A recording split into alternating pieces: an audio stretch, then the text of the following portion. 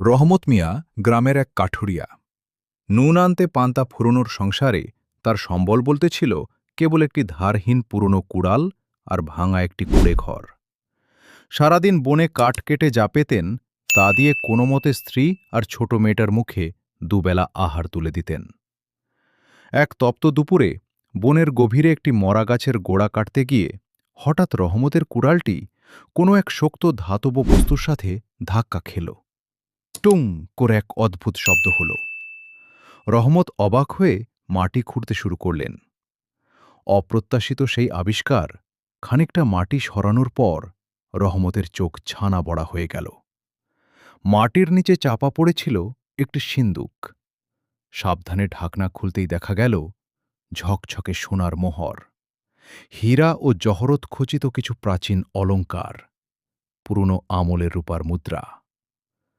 রহমত প্রথমে ভয় পেয়ে গেলেন, ভাবলেন এটা কোনো অশুভ শক্তির কাজ নয় তো। কিন্তু পরক্ষণেই তার মনে পড়ল অভুক্ত মেয়েটার শুকনো মুখের কথা। তিনি কলসটি যত্ন করে গামছায় পেঁচিয়ে রাতে অন্ধকারে বাড়ি নিয়ে এলেন। জীবনের নতুন অধ্যায় গুপ্তধন পাওয়ার পর রহমত রাতারাতি তা খরচ করে লোক জানাজানি করলেন না।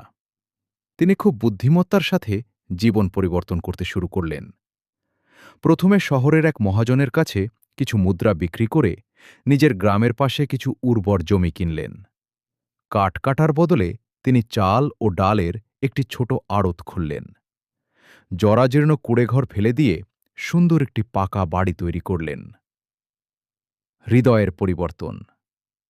সবচেয়ে বড় পরিবর্তন এল রহমতের স্বভাবে। তিনি জানতেন দারিদ্র্য কতটা কষ্টের।